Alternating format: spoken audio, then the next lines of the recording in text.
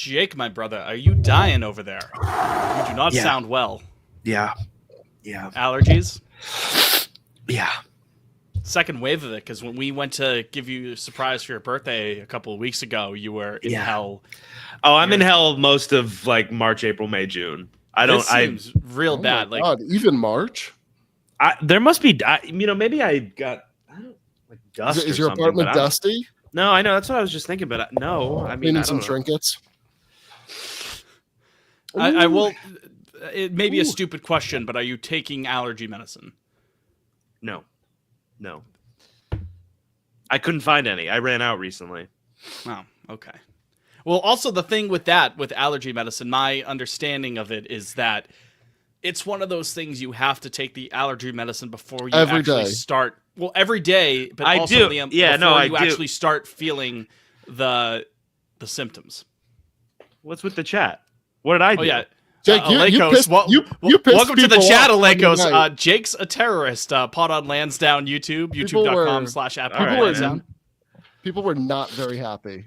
Yeah, I was going to ease my way into that. I've been vindicated. I've been mostly vindicated these next 48 hours. So let's fucking talk about it. Well, let's get into it. It's Pod on Lansdowne here. We welcome you back in after we had our emergency episode Sunday night.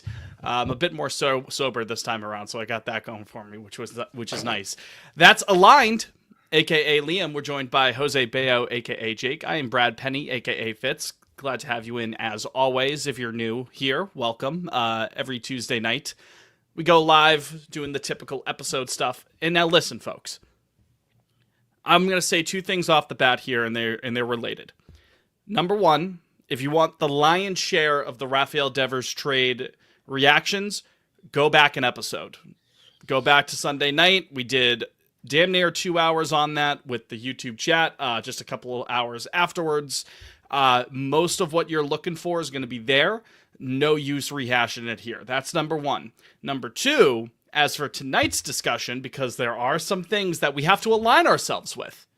Understand, we as a podcast organization, we're going to do what's best for the podcast, and we need to make sure that we're aligned in our conversation. So in that alignment, Rafael Devers' conversation here tonight ends after the first segment. We're going to give 15, 20 minutes on that, then we're moving on because, gentlemen, the Boston Red Sox are on a 6-game winning streak, to be fair. Yeah. There are other things to talk about outside of the biggest transaction of the year, but we don't have our heads in the sand. We have additional things to talk about. Jake, you're now taking a victory lap based off of a couple of comments when we did say... Hold on. I mean, you kind of did say you've been vindicated. I'm going to count that as a victory lap, first of all. But after we said slightly, fair enough, fine. A change to what you mentioned. But we did say on Sunday that there was going to be mudslinging left and right, comments left and right, the war of the worlds here. Let's try to keep a level head here. Where are you now as we sit here, 7:30 Tuesday night? We have 2 hours until a baseball game, by the way, out in Seattle. I'm not pondering tomorrow morning. I'll ponder after Wednesday's game. No, I'm pondering. Okay, you got it. And then I got it Wednesday, and then I'm off the clock. Yeah, whatever. We rotate. I can grab weekend. Yeah. So Jake, we're aligned. You want to get this? You want to get this party going tonight? You have the floor, my friend. Yeah. So, would you ask? Where am I? Yeah. Where a lot has already transpired since Sunday. Regarding what? Did you not miss the? Did you miss the 2 minutes of Raphael Abernathy or Tibbs? What's Tibbs? Tibbs' middle name? It's James Eugene Tibbs. Eugene Tibbs. Thank you very much. Liam. Tibbs the third enjoyer. Yeah, there you go. Fitz, lay it out. Ask me. Lay it out. Rafael Devers comments have come out. We have had a press conference with Craig Breslow and Sam Kennedy, which, by the way, I fucking cooked on that bingo card that we posted. Yes, you did. You absolutely on Twitter. Did. He has since been introduced as a member of the San Francisco Giants. June Lee posted an article in Yahoo. A lot has already transpired since Sunday. Yeah.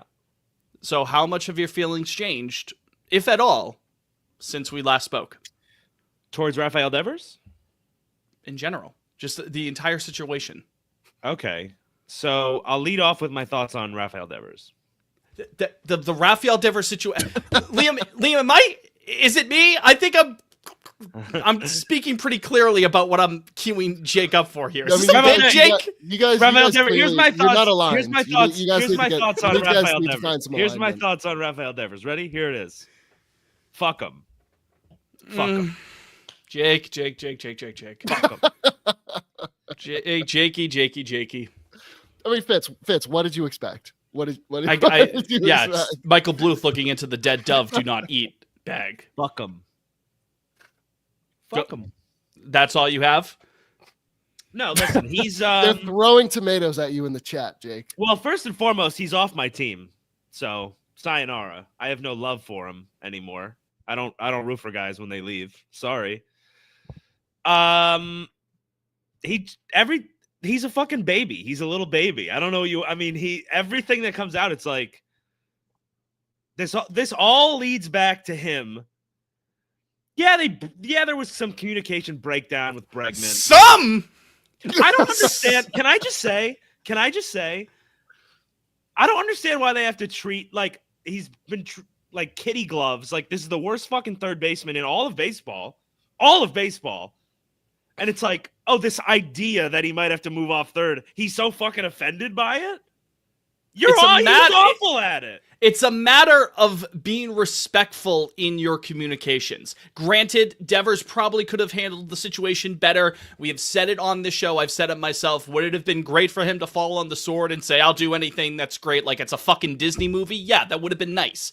But this stems from that lack of communication. That's not like it's like a Disney movie. Like, I think this has poisoned all of our brains so much. Like, had he just been like, yeah, I'll DH, that's the normal reaction. Like 9 out of 10 players would have just said that. What did he eventually say down the line, Jake? What did he eventually say down the line? What, after he bitched to the media for like a week and a half?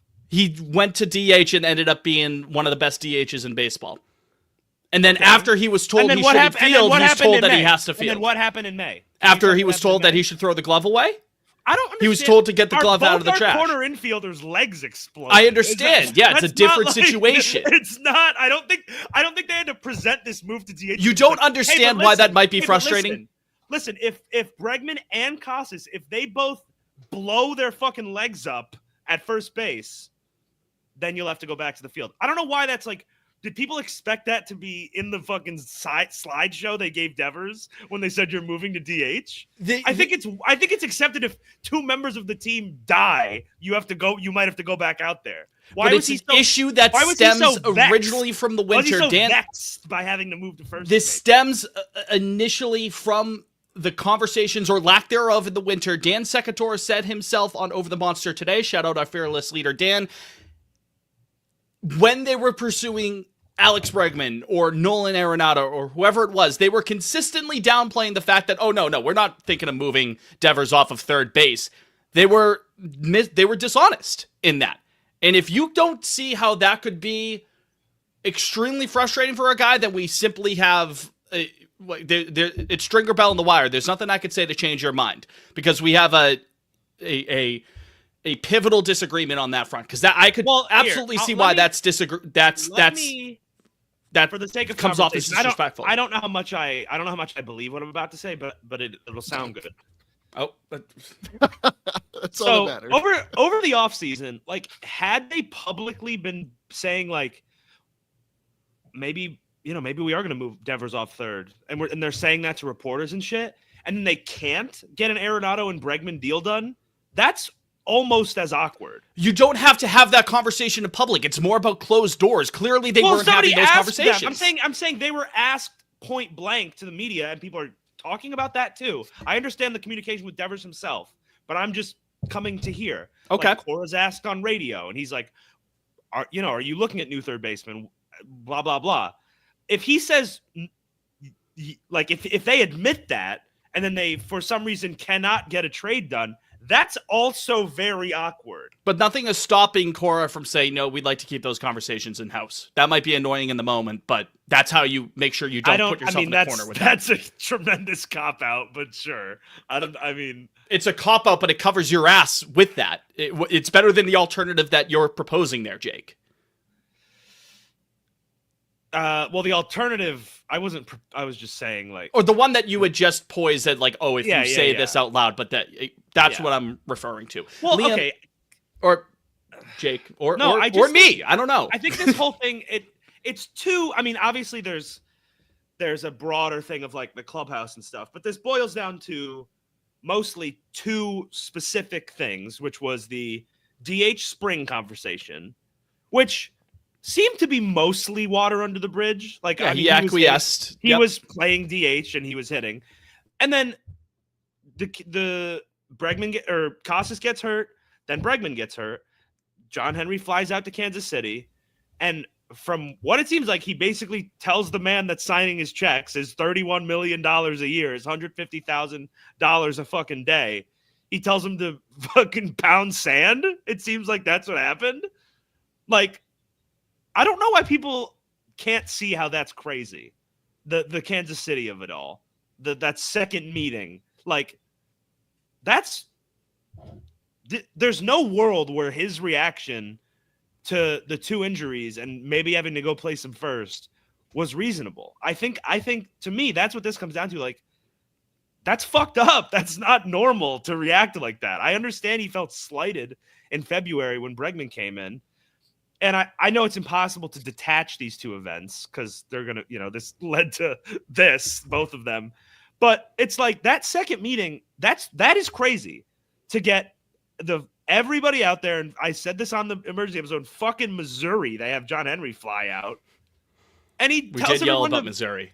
Yeah, he tells everyone to fuck off. Come on. I mean, can you throw me a bone on that one? That's crazy. There's crazy. Also I want to give it to Liam in a second because he's been quiet during this conversation, but I don't want to forget this. I'm just eating popcorn over here. I really am. I'm just sipping the tea.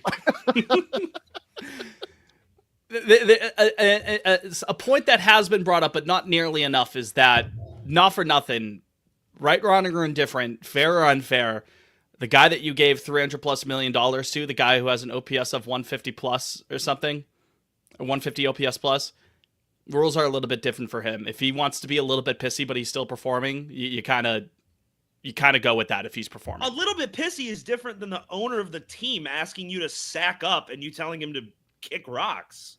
The owner flying out to Missouri stems from the fact that the front office can't deal with their best hitter getting a little bit pissy, and that's an issue that stems from the front office and the head of the organization here. I agree. Like, that's the fundamental issue. I understand, and I agree that there's definitely dysfunction up there, but I don't. How are you detaching Dever? Like, he has autonomy. This was at any point he could have said, "Okay, I'll go to first.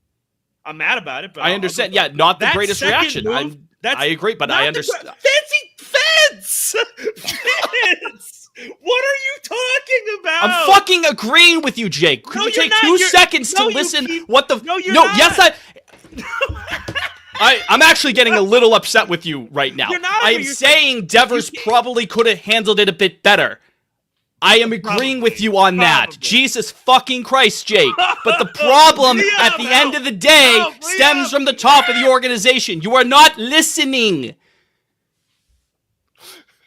Jesus, Liam, Jake. Liam, help. Please help me. Fellas, listen. Much like you two, both sides are at fault. We know this. We can start right there. Does your ass hurt from sitting on the fence there, Liam? Jesus.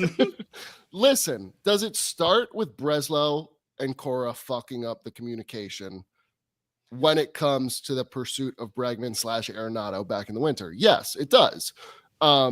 Like Fitz, to your point, the whole idea, and I was looking through old tweets the other day, like even Passan came out and said during the winter, like the industry consensus and the consensus from the Red Sox is Bregman will play second base and Devers will play third base. This is probably January or February. Then you sign Bregman, and as soon as he shows up to camp, no, Devers is no longer playing third base. Devers is our Yoko Ono. Yeah, Leo in the chat going, this is how the Beatles ended. And then you throw another wrench into the whole thing with Christian Campbell bursting onto the scene, which I think, and we can talk about this in a little bit, is part of the reason Devers was also irked later on when Campbell volunteered to play first. Which I thought that's an unreasonable. My poor little baby. That one's crazy. That's crazy. nuts. I can't defend that we'll one. get there. If that's the case, yeah, can't defend that. I'm connecting dots here that one, he felt slighted that, oh, here's this rookie. Well, one, you signed Bregman, who's already a Gold Glove third baseman, so I'm sure he felt threatened. Then he should have. He should have felt threatened. Well, no. I know. I'm not saying he shouldn't have.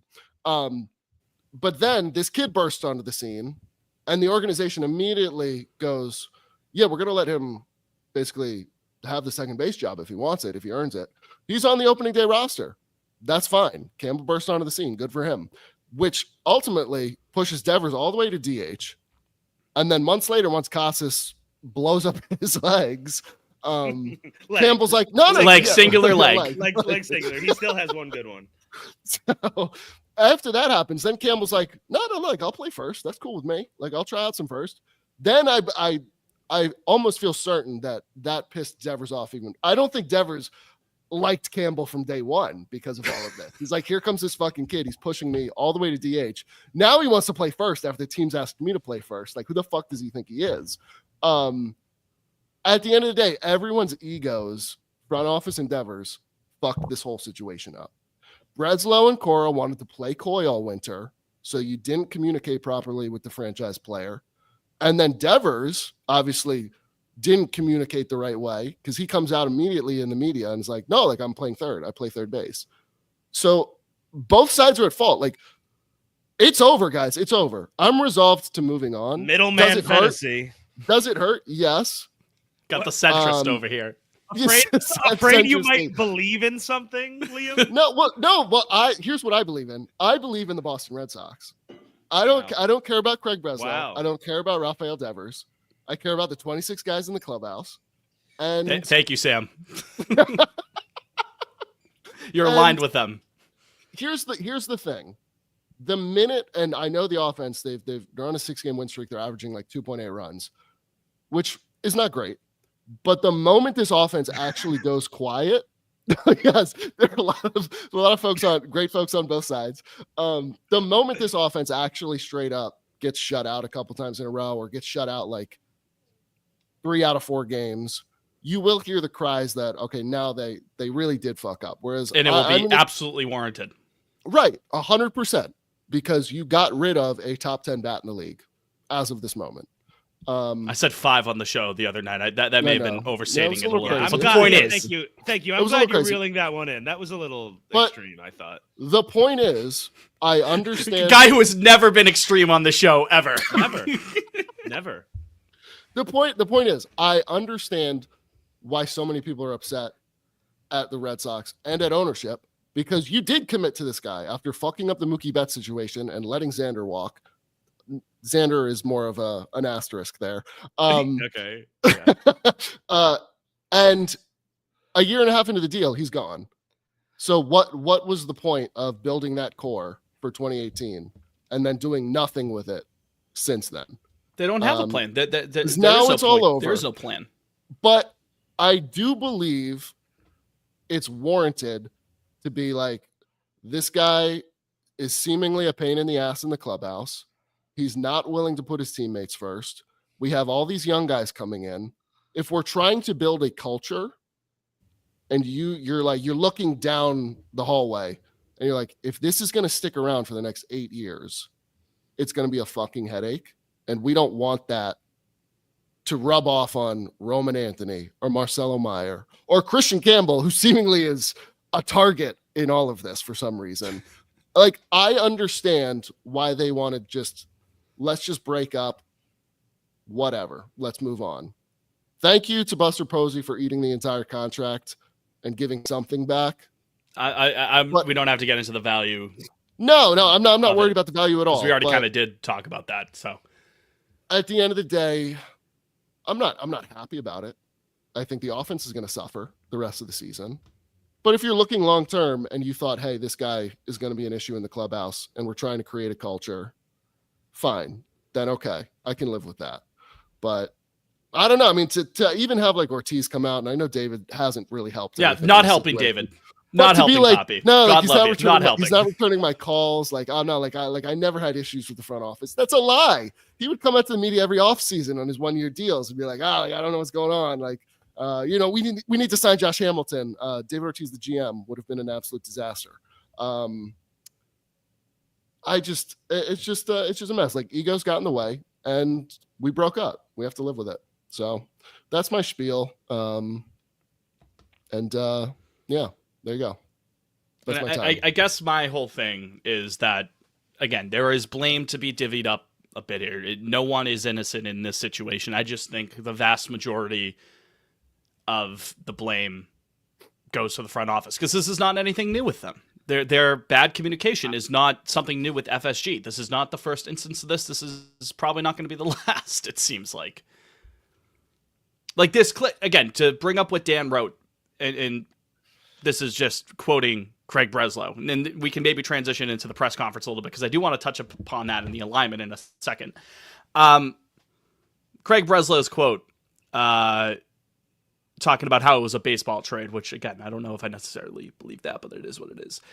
It's not that this was the best deal that we could... This is quoting Craig Breslow, by the way. It's not that this was the best deal that we could get, because the best deal that we could get may not necessarily be good enough to trade a player like Rafael Devers. This is the one that made sense. This is the path we went down, and we ended up where we did. That is just word salad. That doesn't mean a single thing. Did you? I quoted it last night when I was trying to like make sense of that, and it was like the quote from Bilbo Baggins in The Fellowship, where he's like, "I like half of you less than half of how I like half of you." It's like, it's just you're talking in circles at that point. Like, Craig, we understand. It's like that old stiff. Yankees Everybody player knows after June Lee's article yesterday, which we can dive into. We know like Breslow's just a straight up robot. We thought, hey, he's a former player. Thanks, He'll Brez. get it. He doesn't get it. He doesn't get it. So that's a whole other issue that we'll have to handle. During the press conference last night, he's like, yeah, like, I'm really going to learn from this. God, I sure fucking hope so. I think he's getting fired? No. Do I think Cora's going anywhere? No. No. But hey, if we're going straight clean slate right here, fine. If that's the move. And Breslow has made some moves that I've liked in recent months. This not being one of them, of course, but I don't know. I would like to apologize as well to Jake. Jake, sorry I got a little tea kettle mad at you for a second. No, that's all right. I felt like I wasn't being heard. I thought you were yelling at me, saying I was disagreeing with you, and I felt like I wasn't being heard, and I apologize. No, it's okay. Listen, I'm over it's an emotional time, and I wasn't at my best self there. I think, I don't know what I think. I'd like to issue a correction, by the way. The chat is letting me know Chris Smith has reported that Campbell did not offer to play first base. The club approached him about it, and he was willing. Which, okay, that's fine. But I do think Campbell being like eager to be like, yeah, sure, like I'll help the boys out. I'm sure that still irked Devers, because I do think it all started in spring, where basically Campbell bursting on the scene and pushing. I also read people today. Like, obviously, everyone's been crashing out for 48 hours or whatever it was. 72 hours, 48 hours. When the fuck did we trade him? 48 hours. It was Sunday. It was Sunday. Right. Around Okay. this Probably about 50 hours at this point. I was reading people like being a little like a lot of people were saying like, oh, the Red Sox we're using Christian Campbell as a pawn to embarrass Rafael Devers. No, I think they actually needed somebody to play first base. And people were saying like, because he never actually ended up playing first base. Well, that's because Abe Toro and Romy have made it work. Like, that's not. I don't know why. We can use context clues and we can see things happen and we can understand them. I know that's controversial here these last few days, these last few weeks. I just, yeah, I know. Oh, to Jonah's comment in the chat about the Breslow quote, we were just talking about the word salad. I do have to agree with that. I do think it at a certain point it does mean like if they couldn't have gotten the entire contract off the books, they wouldn't have done it. Which I do think is why we saw, or maybe that also got walked back today. about Henry vetoing a trade. I think Gordo that did get walked back. That got walked back. Yeah. But that was my first thought when I saw that report, was like, maybe he vetoed it because they couldn't get the entire contract off the books, which I'm happy they did, because or else we would have had like some bullshit David Price situation where, like we're still paying Devers $16 million a year for the next, et cetera, et cetera. Like, it's a clean break. And he's all the way in San Francisco. And Jake, I think you said this Sunday night, I'm happy they keep moving guys to the West Coast, because I don't have to. Out of mind. Outside of the next week, I won't be staying up to watch Rafael Devers play 10 p.m. games. So, yeah. Does it hurt? Of course. I thought he was going to be here until the mid 2030s, but I'm resolved to moving forward. And it will still hurt for, I'm sure, the next few months. Yeah. Two quick but things. The grief is lighter today. I will say that. It is lighter. Oh, well, no, we talk it out. We work it out on the remix and whatnot. Two quick things before we head to break. Smiley Smile in the chat, RIP. Brian Wilson, by the way, we'll talk about later. How quick do we think they give out number 11? They didn't hesitate with 50 and 2. They will give it out tomorrow. I'm sure. Give it out tomorrow. I don't fucking care. I'm surprised Nate Eaton didn't get it. And then is he number 2, an actual showed up yesterday. A serious point that I want to raise. Liam, something to be said about the point you made about building culture. If that is the case, with the money that is now off of the books with Devers, however the allocation works, however you want to break it down, if that's the case, they should extend Alex Bregman. If that culture was the case beforehand anyway. Well, but now yes, Jake, with you on that, but also if that's the vision, if that's the vision, and if that's part of the justification in dealing him, and if it's that important, we understand that maybe the Bregman deal in 5 years, he may not be performing at this standard, right? But if it's that important to help him shepherd in the next great era of Red Sox baseball, then get it done. Money talks. But let's take a quick break. Jake, there's one Devers. This just came out. Pete Abe over on fucking Blue Sky just tweeted this, posted this. Yeah. A little tidbit. Devers was willing to play first for the Red Sox, but wanted the team to commit to keeping him at that position moving forward, not to go back and forth. I think that's fair. I think that's fair too. It just stems from being upfront with your conversations. And I don't think the organization did that. And they couldn't deal with the consequences of that, so this is where we are. I think that's fair, but also, like, why does everything with this fucking guy needed like a qualifier? Can he ever just say yes? What's it like? I think it's a matter of honesty. He doesn't want to be yanked around. And actually, that's a good final thought. Somebody tweeted this at me yesterday, and they were like, I think the main, end of the day, this is all over, but the main take seems to be like, they really just didn't want their highest paid player, the face of the franchise, to just be an asshole and be like shitty in this way, as far as helping the team. That's just not. And it sort of seems that simple. Like, when you step back, it's like they have these young guys, they want to build around them. And meanwhile, Devers is out here bitching and moaning every time the team asks something. I get what you mean, but I said it Sunday and I'll say it again. There have been guys who have been way bigger assholes who have not performed as well, who have gotten scot-free in baseball for years. So it's like, legally assholes? And just being complete dickheads in general.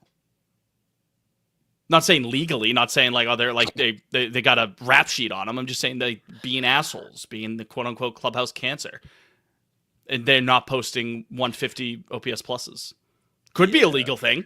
Could be. That qualifies. Yeah, you're a domestic abuser. Yeah, that qualifies as an asshole. When do you guys? What year would Devers' decline have to begin for you guys to be like, all right, I see you, Craig? I don't know. Maybe halfway through the 29, 4 years, 29 or 30. Yeah, I'll tell you this. It was an 11-year deal.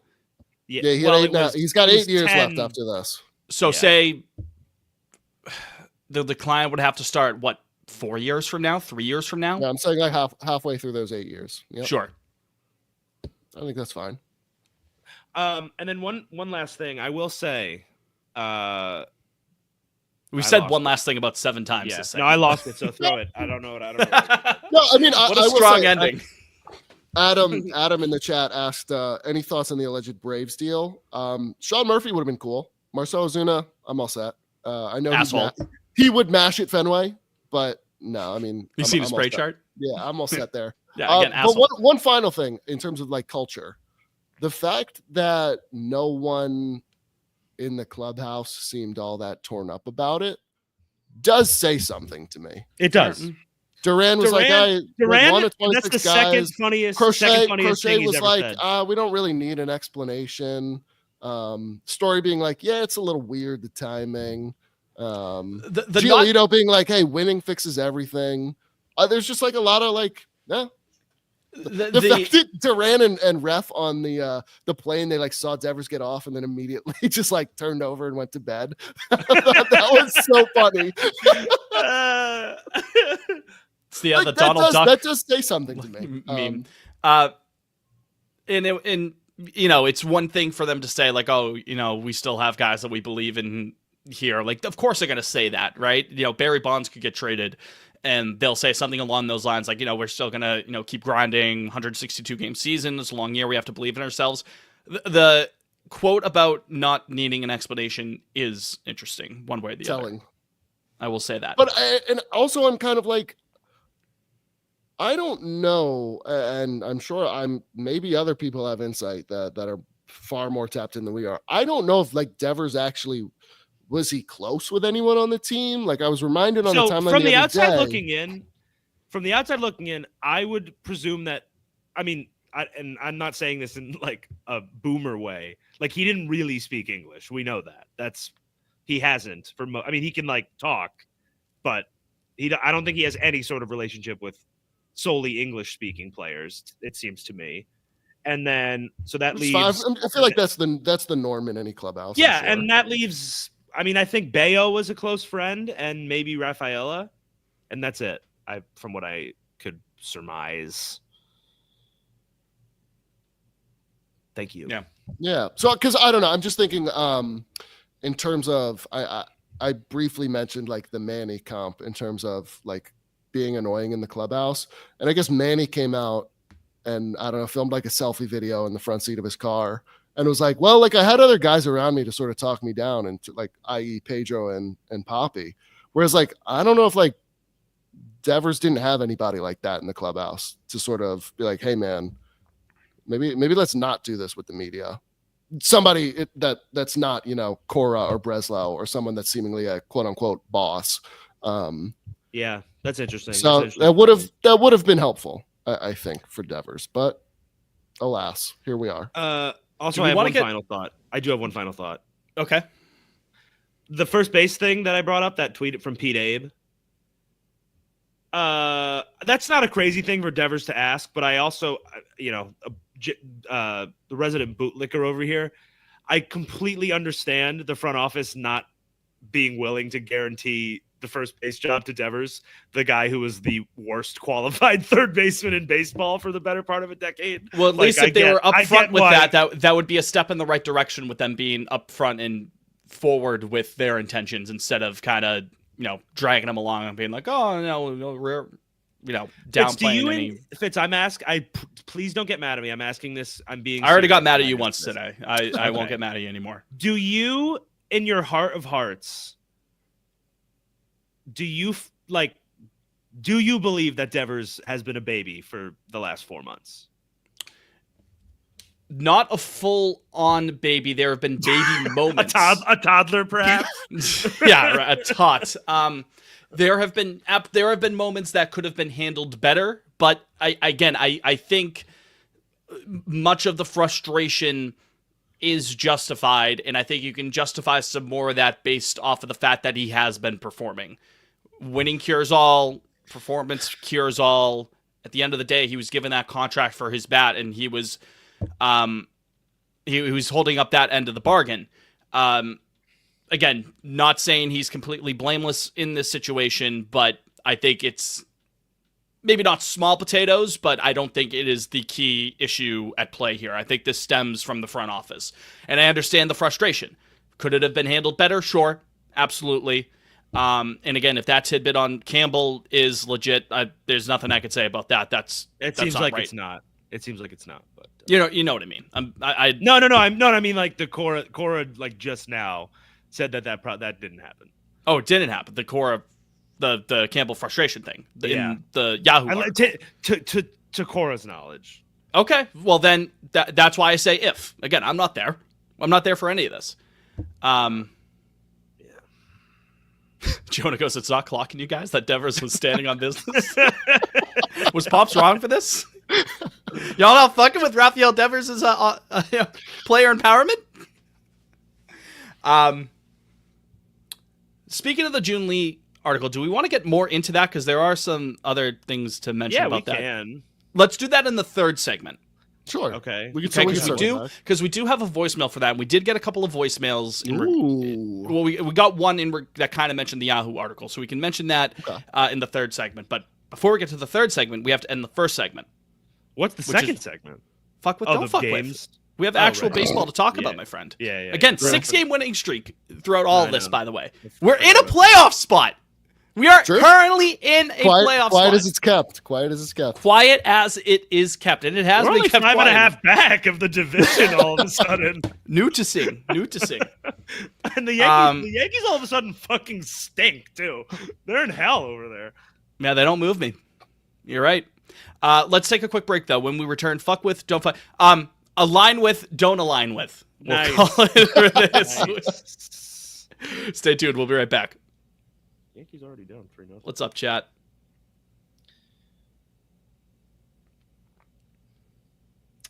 Sorry again I yelled at you, Jake. I get it. And listen, emotions are running high, Fitz. Yeah. Have you seen The Insider? The Insider? No. Hold on. There's a quote from The Insider I always like to say when tensions run high.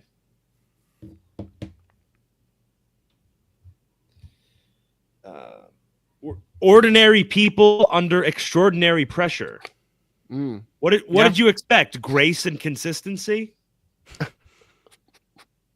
That sounds like a West Wing Sorkin line. That's a Michael Mann piece.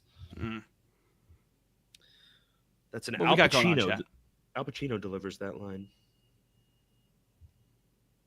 You know what other line Al Pacino delivers in a Michael Mann movie? Because she got a great ass! You got your head all the way up it! I don't know why I ever got involved with that bitch.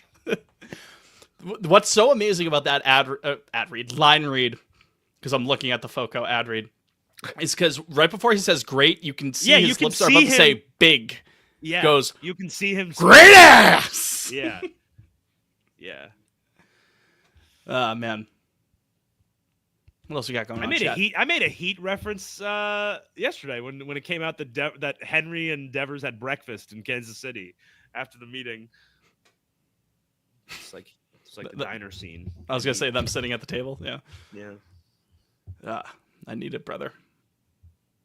What we got going on? Great ass. Are you ready to rock? You got your head. Oh, I have it. Yeah, I'm ready. Pod on Lansdowne returns here, second segment. What? What do you think Devers and Henry ordered for breakfast when they got breakfast together that day? That's a really good question. John Henry seems like a black porridge coffee. man. Coffee. Big black coffee. Yeah. Oatmeal for no cinnamon in there for John Henry. I like to imagine Devers, knowing he was out on Henry's dime that morning, got like a 10-course breakfast, like a real fuck you breakfast. One of those like waffles or pancake platters that have like it's meant to have a picture taken of it, so it's posted on Instagram. Yes, of course. It's really not feasible to eat. I like to it's also good. I like to imagine Devers doing phone eats first at that meeting. Phone eats first. But yeah, anyways, Pod on Lansdowne's back. Jake Fitz and Liam here at your service. Follow the show on social media. We're on Twitter. We're on Instagram. We're on TikTok at Pod on Lansdowne, although there are dots in between there on TikTok as far as I'm aware. And also, if you want to help the show, you can visit our friends over at Foco.com. Have you heard about this, Liam? You heard about this? I'm somewhat familiar, but refresh me. In case you're not aware, Foco is one of the leading manufacturers in officially licensed collectibles, apparel, accessories, home decor. Bobbleheads is a big thing in their bag. They have gas bobbleheads, I will say. Much, much more as well with our friends over at Foco. For over 25 years, their success is directly related to their ability to bring exciting new designs and product ideas that allow you, yes, you, either watching or listening or both, you could watch and listen at the same time, I suppose, to show off your fandom, whether you're at the game, in the comfort of your own home, at work, anywhere you go, you name it, the world is your oyster with Foco. Right now, we're offering you guys a 10% discount code at checkout for all in-stock items at Foco. We got Caleb in the chat going, me? Question mark? You, Caleb. You could save at Foco.com. Wide variety of products that carry, that have, I completely fucked up the ad read. Let me rewind there. That's okay. Our friends at Foco don't mind there. They have a wide variety of Red Sox stuff in their collection. You name it. So what you do, you want to go over to Foco.com. That's FOCO.com. Or you can visit the link that is in the description of this podcast and use the promo code POL10, and you'll save 10% at checkout for in-stock items. Unfortunately, they do have pre-order items. Those don't count for that. You go right to jail if you use POL10 at checkout for pre-order items. But in-stock items, scot-free. You're free to go. Again, that promo code is POL10. That's P as in pod, O as in on, L as in lemonade, 10 to save 10% off at checkout at Foco.com. Find your fandom with Foco. Faux show. Align with, don't align with, gentlemen. Who wants to start us off here and talking about the actual baseball here? This is so boring. But can we do sort of a broad group fuck with as to not waste some more interesting conversation? Depends on what. So walk with me. The pitching, starting pitching. We're all gonna say we fuck with it. Yes. You know, 100%. I was gonna say a specific. I was gonna say a specific starter. So yes, I agree. Okay, all right. I was too, but all right. Okay, then never mind. All right. Well, Fitz, you start then. Hunter Dobbins, baby. Yeah, it's Hunter Dobbins. He's in the hater Hall of Fame. Listen, to play a hater's ball. It's so corny, right? Buck Nasty. Maybe that's Dobbins' nickname. I'm gonna buy myself a Dr. Pepper next time he starts, and I gotta watch Buck Nasty play a hater of the year. It's so corny to say this, like, oh, it's so good for the rivalry, but it really is to have. He doesn't have to be a Cy Young caliber pitcher. It'd be great if Hunter Dobbins was, but he doesn't have to be. But for him to find that little spark that kind of gets the rivalry going and to give you two great starts at Yankee Stadium, then at Fenway Park, it's exciting to see. What I like about Dobbins is the volume he's been able to give you, and also the fact that he goes right after guys. He doesn't walk anybody, and that is because he is not afraid to challenge anyone. That includes Aaron Judge as well. But he's not afraid to go in on guys, pound the strike zone, and give it his all that way. And it's been exciting to see. Fifth starter. Like, that's an awesome guy to have as your fifth starter.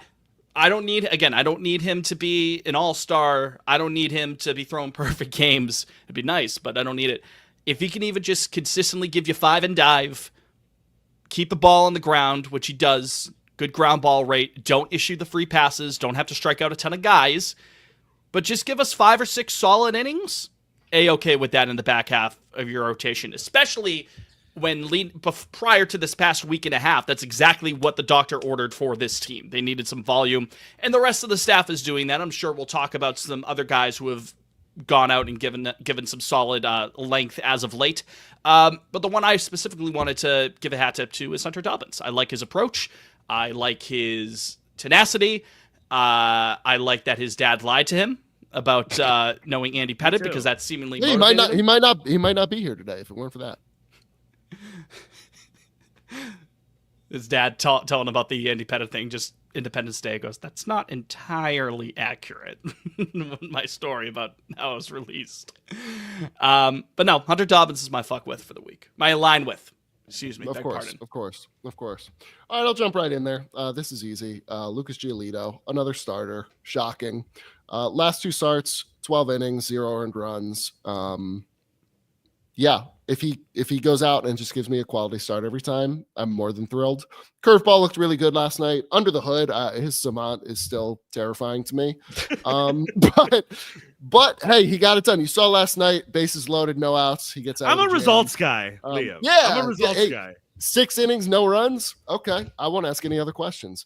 So yeah, Lucas Giolito. I know he's had certainly a couple blow-ups on his resume this year, but the last 2 starts have been really good. And yeah, I think the rotation overall. Do you guys want the game logs for their last, I guess, 8 starts here? Because I want to be justified in my. I to quote Tayo Cruz, when he comes on the mound, I throw my hands up in the air sometimes because I'm officially done trying to anticipate what to expect from Giolito. I just want my confirmation bias to be confirmed here, if that makes any sense. But rattle it off.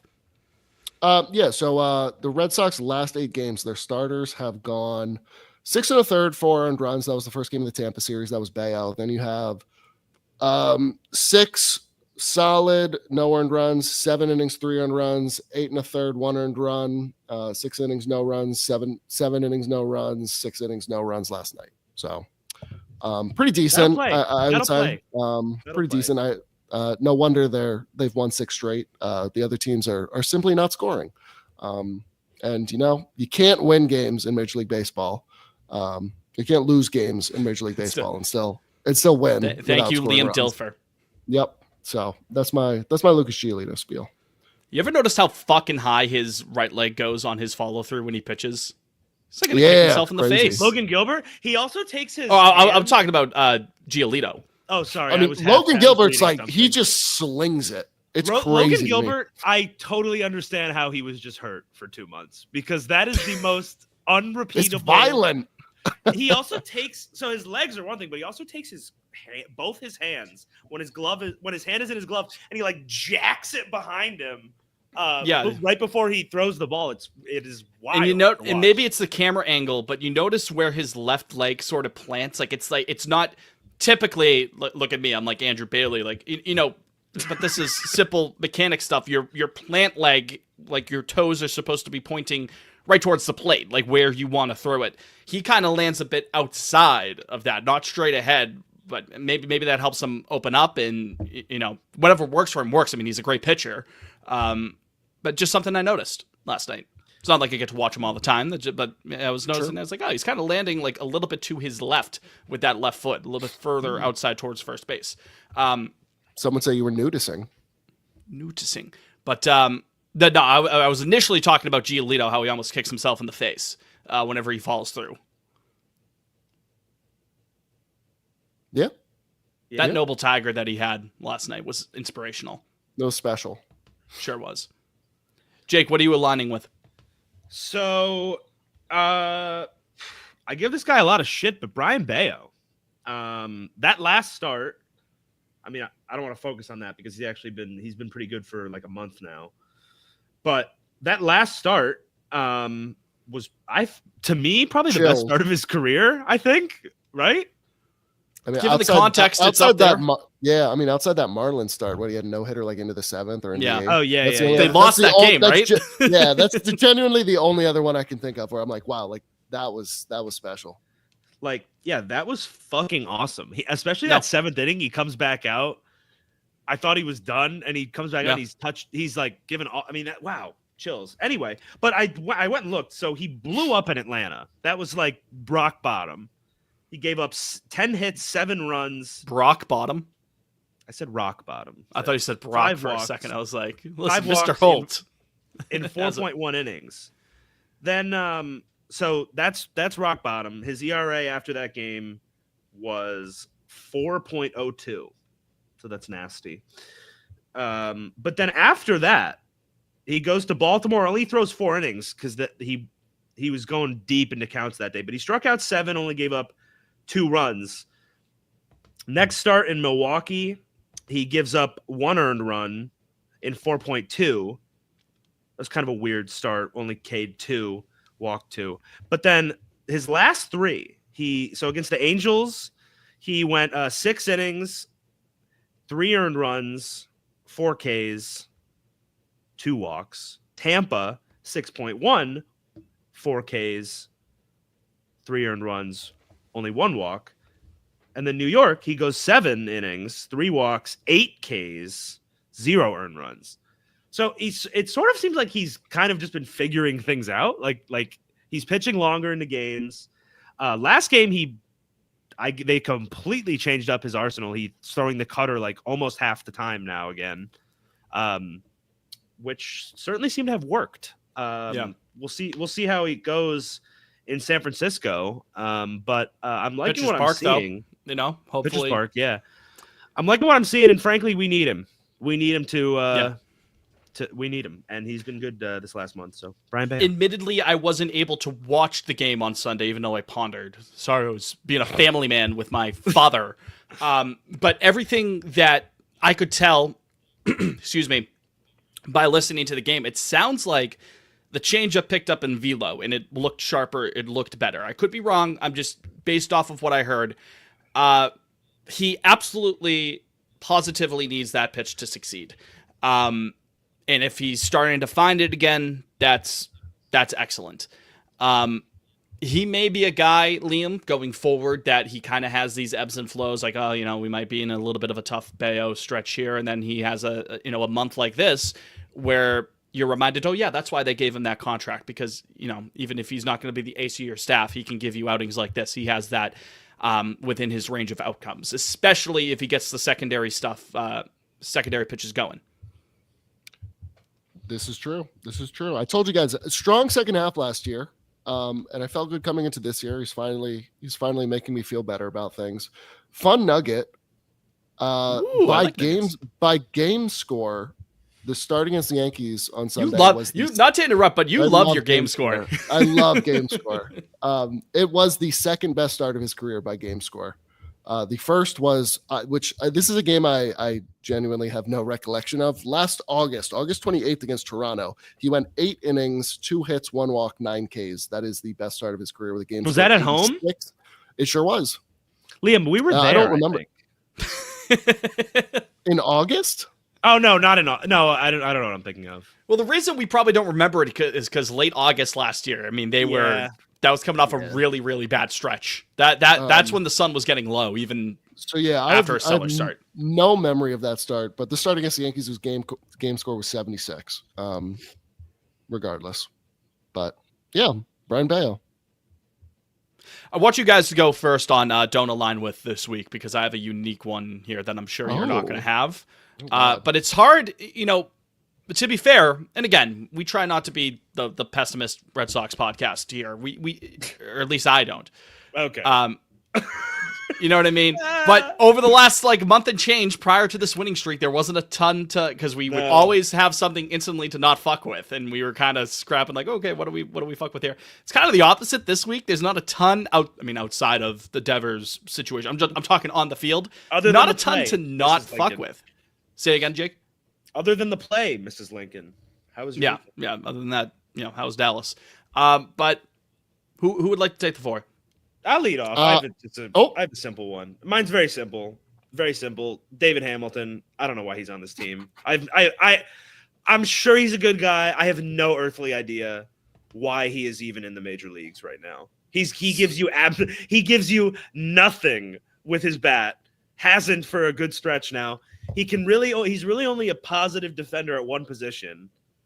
Like that's second.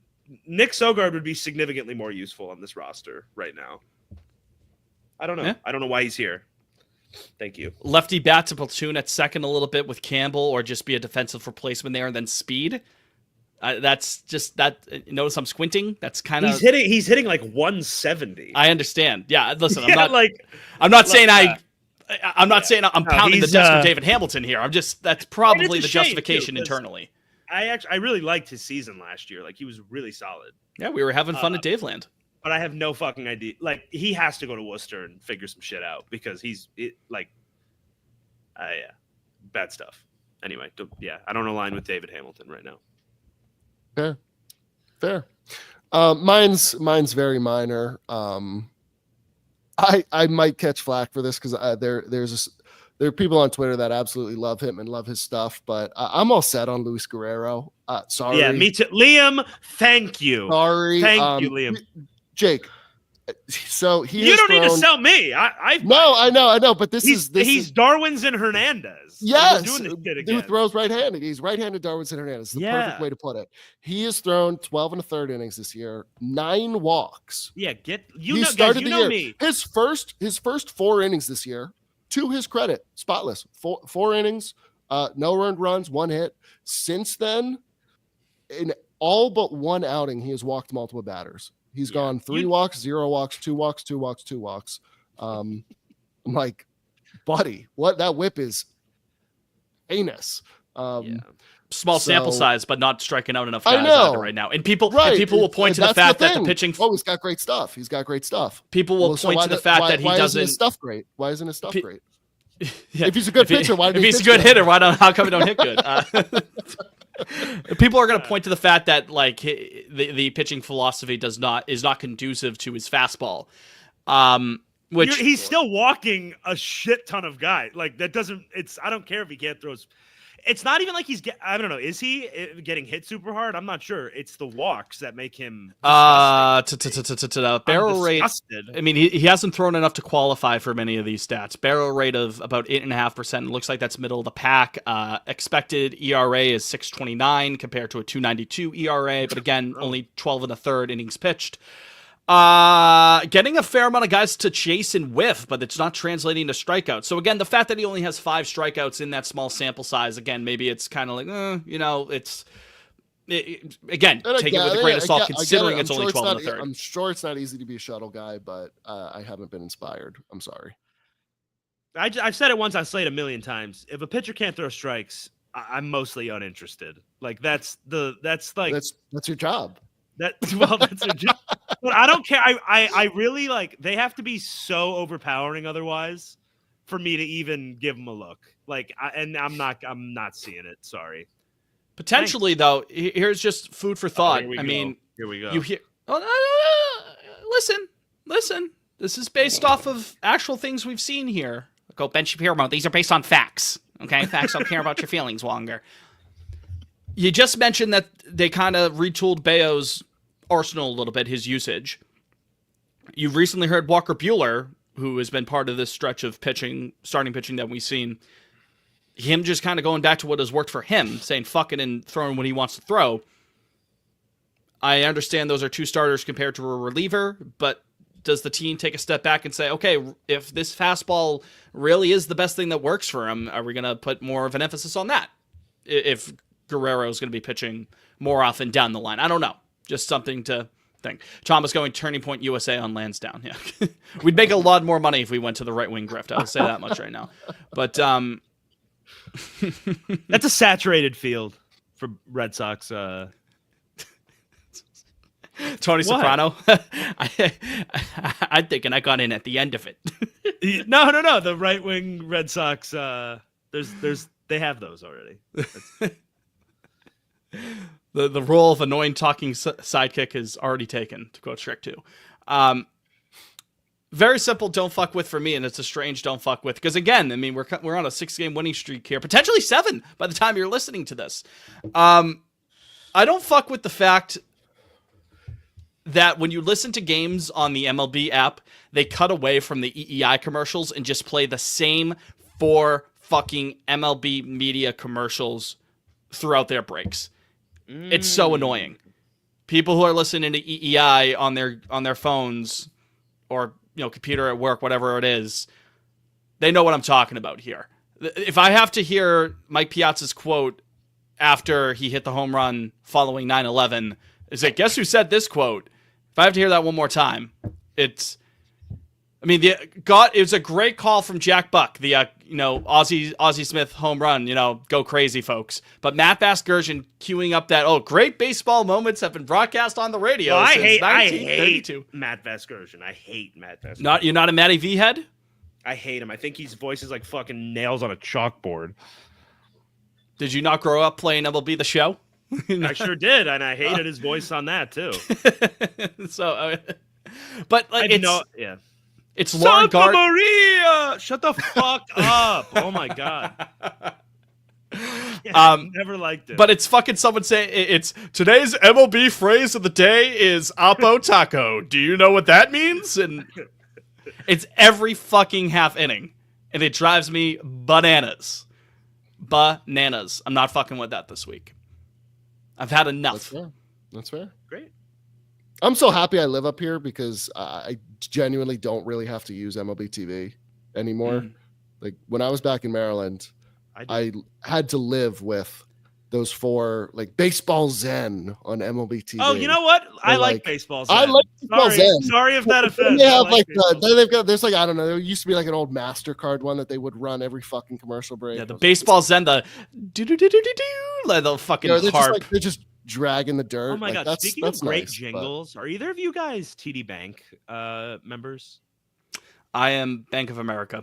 Ah, fuck. Same. Okay, so totally off topic, but speaking of great jingles, there's this jingle that plays now when you, after you use the ATM, the TD Bank ATM, and you take your card back, and it's, I don't know who I'm even saying this for. Hopefully, some of our listeners agree with me, but it's like do do do do do boom. And it's this great beat, and it's such a joy to use the TD Bank ATM. You should sample it and make a beat out of it. It's really good. I'm always like, wow. 5 beats a day for 3 summers on the TD Bank. I'm gonna come back. Yeah, me taking out a crippling home loan that I will not be able to pay off just so I could go to the TD Bank ATM and consistently hear the chain. Oh, look who's in the chat. Look who's in the chat talking about baseball zen. Oh my god. Wow. Hi, The Coley. man himself. Coley, Coley, want to come in? Coley, come on the pod.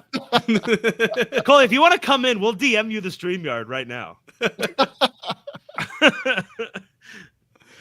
We could set up a separate time for Coley to come on the pod. Coley. Yeah, that too. Big I don't know time. what Open invitation.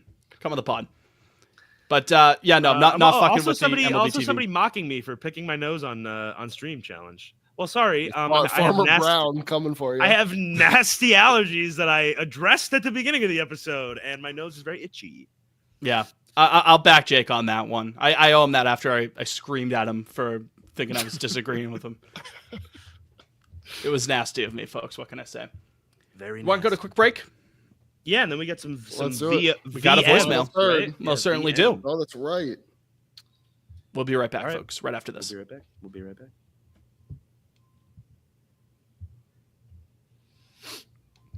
We pull up this voicemail.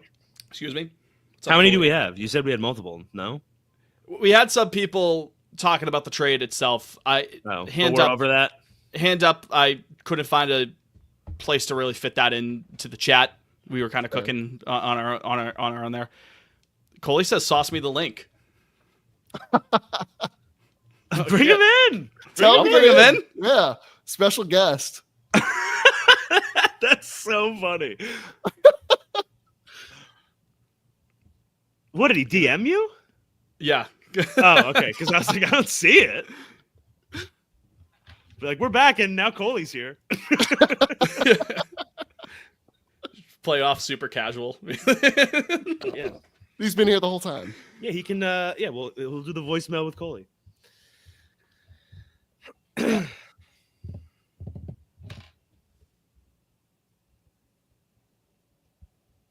the comments go? There we go. Oh, Jesus Christ.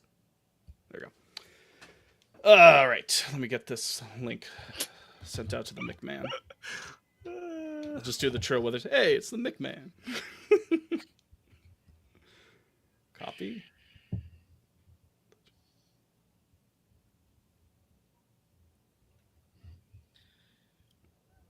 Fuck. Okay, there we go.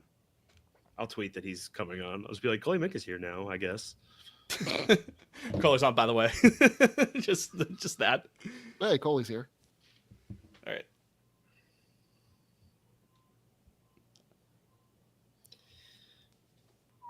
Jake and Liam, this is Rob in St. Louis calling with a postscript to the voicemail I left on. Are we? Ooh. What's going on? I'm just getting the voicemail ready to rock.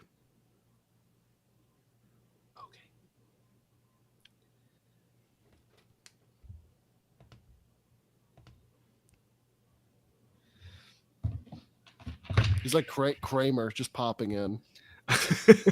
Do we have like canned cheering that we could do when he comes in? Hold on here. Yeah, I'll pull the like sitcom cheering. Yo, get that that sitcom cheering Hey! noise ready to go. Look, Hey, who's it's here. the McMahon.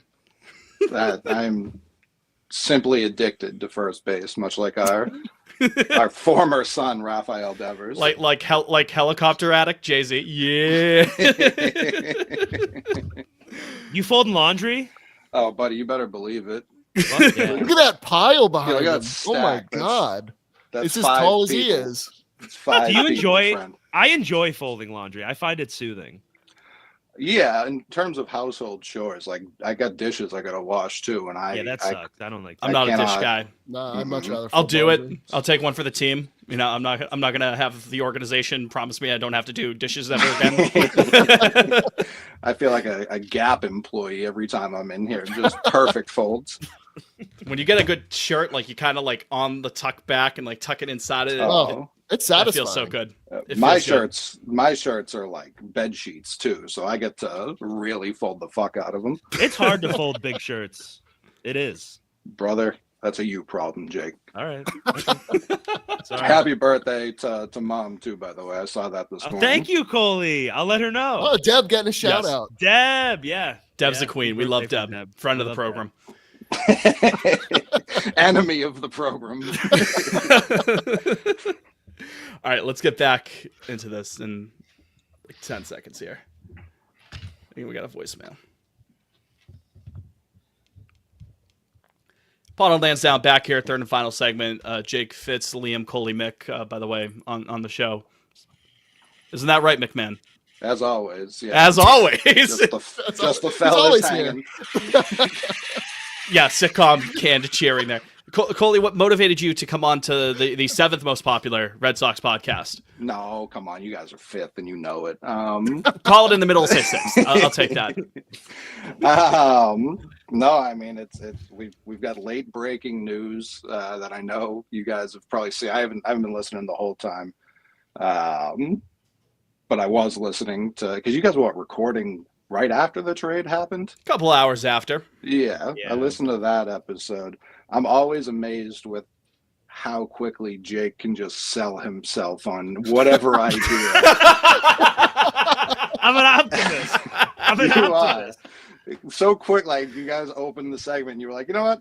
I've decided I'm over it, and that I Yeah. think more people could benefit from that kind of outlook on life. But the you thing and is Sam, that you and Sam Kennedy, eternal optimists. Liam clocked him Right, soon yeah. afterwards. He did. Liam He did. immediately He said, wasn't Jake, having you it. don't believe that. You're going to change your opinion. So, to be fair, Jake has held strong on it. I've Yes. been steadfast today. We'll see how tomorrow goes, but Folks, we're believing Pete Abe in 2025. Pete Abe, noted truth teller, harbinger of breaking news. We've always known that about Pete Abe. In He 20 said Devers was addicted to first base. He couldn't get enough first base. in 2015, Pete blocked me because he kept tweeting like shitty things about Rusney Castillo, and I asked him if Rusney Castillo fucked his wife. Jesus Christ. That was in the, now, the now he's not even on. He's not even on X, the everything app, so it doesn't even matter anymore. No, he's on Can't the hide sky. Can't He's a hide from Sky me guy. forever. those first couple of weeks on the Sky were, I was going to say special, but they were certainly a thing that happened. I will say It that was like much. 48 hours. Jake kept trying to get us over there, and I once did. nobody It did, would've been he was. fun, he- but- So he you was talk quick to about run Jake. back. You talk about Jake convincing himself, Coley. Mhm. Jake at first was not sold whatsoever on Blue Sky. Then right after, for about 2 days, like, this is the greatest thing of all time. 2 days later, it's like, I'm actually out on Blue Sky. It's Winnie Hut Jr. So It was just nice to not have bots over there, but That's yeah. true. That's how I felt when Threads first unveiled. I was like, I am Ooh. out of here on Twitter. I Oh, were went you to a Threads guy? Yeah, I was for probably like a month and a half. And then the thing that brought me back to Twitter, do you remember that double play Trevor Story inserted himself into? Like the throw came from left field and he like dove to cut it off like Manny. I was gonna And say then Manny style. Manny quickly whipped it to third for no reason. Like it was just gonna get to third. And I can't remember who it was against, but it was at home. And he just like dove. And I was like, why did he do that? And everyone was so mad that I came back to Twitter just to say that. Why did he do that?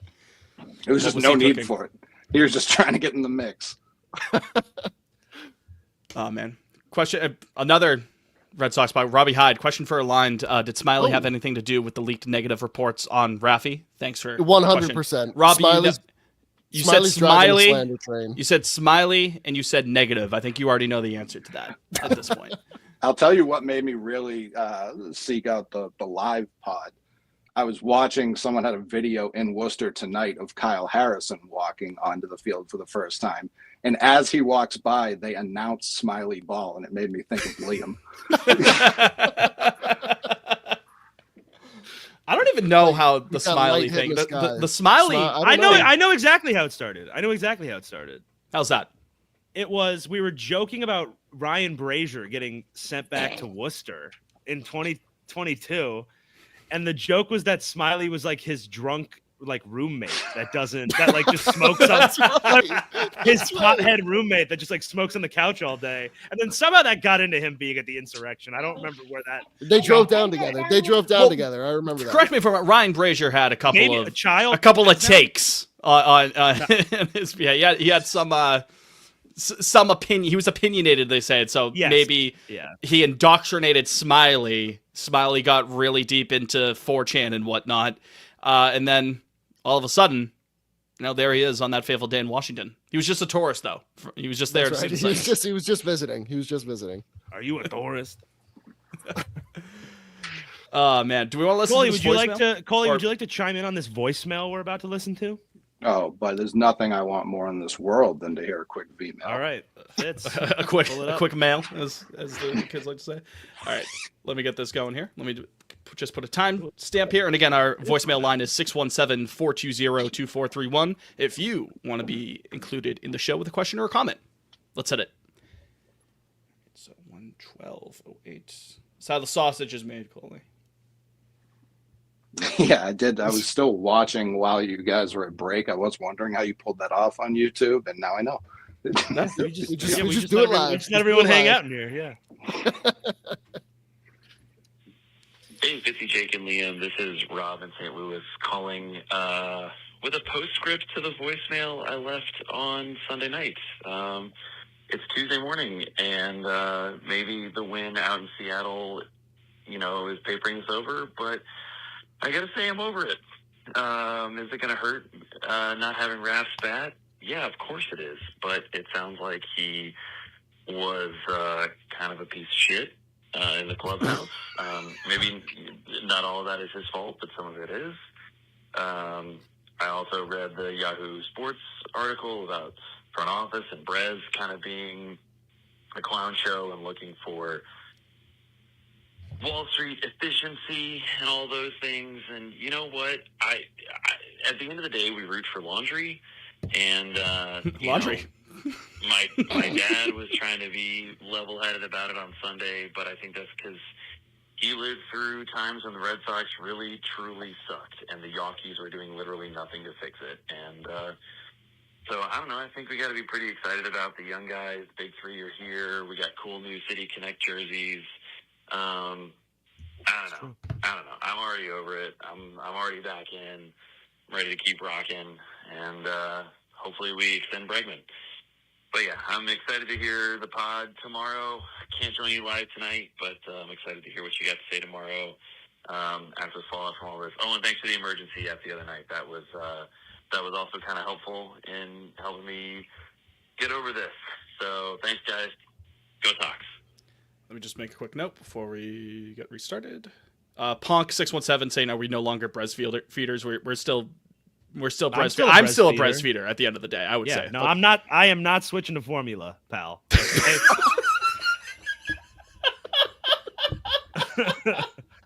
let's make something clear. Breslow raw milk. like Bryce Harper, his raw milk situation. His eyes are sunk in. Yeah. In any event, thank you again for the voicemail. That kind of touched upon what we had spoken about earlier. You know, kind of where we stand with the team. Like, listen, we're sickos. We're still going to be watching. I did want to have that kind of be a segue, and we could talk about some other specifics of the voicemail as well. But I wanted it to be a segue into more details regarding that Yahoo article, because and he mentioned it in the voicemail there. One of the most interesting lines of the article is, "Thanks, Brez, you fucking stiff." What the other one I was going to say, though, in actuality, is the fact that they're trying to run like a Wall Street efficiency front office. That kind of had some that made my ears perk up there a little bit. Liam, what say you? If there are any other lingering thoughts regarding the article, because it did make some waves.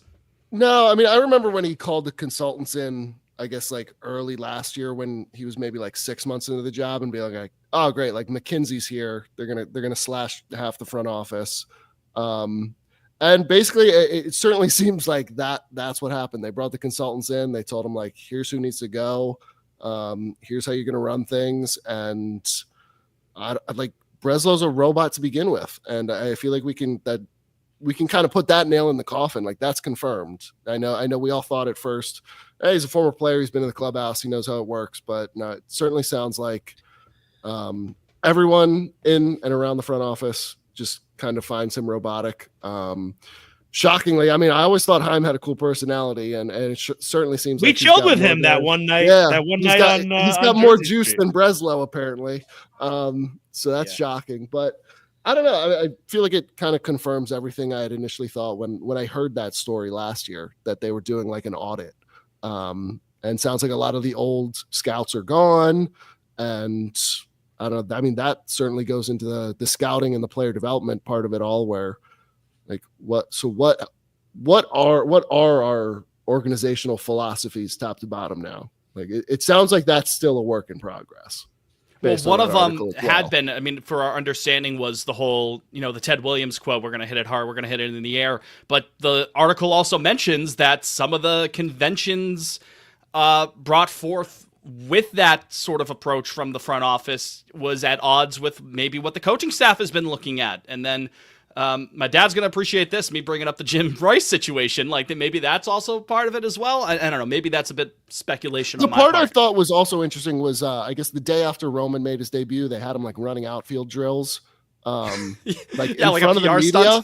Yeah, it's like an FU to the baseball ops guys. Like that part was bizarre to me. I'll have to like go back and reread it, but I was just reminded of that as we're talking about it, because that was also odd.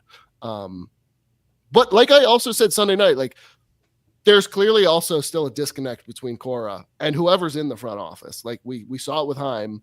Apparently it's back with Breslow.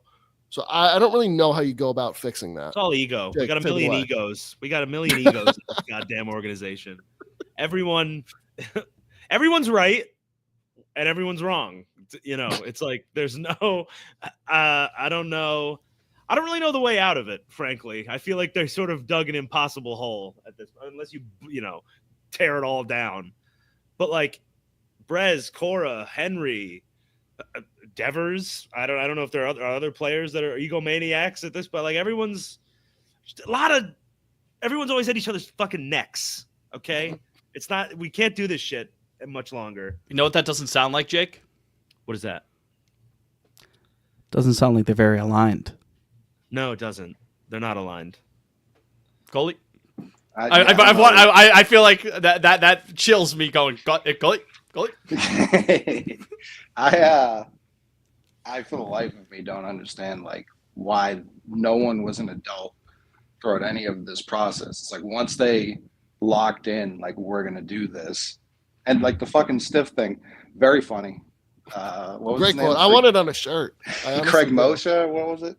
Like that. that guy deserves a job for life somewhere, because that if you're in baseball, like baseball is such a ball busting sport that if someone calls me a stiff, like I'm either just like roasting them back or laughing, and him being like, "You're fired," is authoritarian. Like I don't that's a crazy thing to fire someone for. Even I don't care if it's in front of 1,000 people, like either roast them back. You played baseball forever. I understand it's like Ivy League and Yeah, well, he's But part of that whole professionally- Yale thing. Part of that whole Yeah. Yale thing. Skull and Bones is running the Red Sox right now. And it's an issue. It's a real We say that, but issue. W would have loved that job at the end of the day. Instead, he had to be the president of the United States. That you would have absolutely loved that. So I don't know. The P Dave stuff where Devers was just like, I'll play first forever if that's what you want. I'm not doing it for this season. I'll do it for the rest of my life though. And then being like, our model actually doesn't like you there either at $29 million a year. So you're a giant now. You're in Sanford. Get ready to learn Bay Area, pal. I don't know why. I know why, but this is clearly, like Liam was saying, this is just the ledger. And the ledger does not like Rafael Devers, no matter how good his bat is at first or at DH. So they traded him, and it sucks. Like, I disagree with it, but like the whole signing him thing happened pretty recently. So that's like a crazy, there've been so many organizational swings in the last 2 years. It's just like Bradfo just dropped we have sort of a source off getting going here. Bradfo I also had said, another thing that June Lee mentioned, but this might be a completely side note. Per thing. Like, source, the Red Sox never, and he put it in all caps, you'll never promise Devers. They never promised Devers he wouldn't be asked to play the field and only be a DH at any time, which means they never said, put away your glove. Which listen, is again. Cora kind of did publicly, though. Whether or not they said it to his face, he did announce that to the world. Right, and again, Coley, I'm just reading the tweets, Coley. I'm reading the tweets. The Renaissance men are coming. I'm literally just telling you. Again, I said this at the top of the show here, and I'll repeat it again. We are in that stage where it's going to be, like you said, Jake, a source-off. It's going to be mudslinging left, right, and center. It's going to be a lot of noise, it feels like. Man. Robbie, this is a good transition, Robbie. I'm actually genuinely curious how Craig reacted to the stiff comment. Started yelling and fired him. Robotically did it? I need to know. Well, Robbie, it's funny you say robotically because Dan pointed this out in the YouTube chat as well, and I just saw it June Lee a half hour ago. The Red Sox dysfunction, he was on NBC Sports Boston saying this. The Red Sox dysfunction isn't just internal, it's affecting how they hire. A league source was recruited by the Red Sox only to go through 5 rounds of interviews with AI without speaking to a single person. We have AI slop running the team right now. I don't listen. That seems like that's just what life is now, though. Not to like defend the Red Sox. It's a nightmare.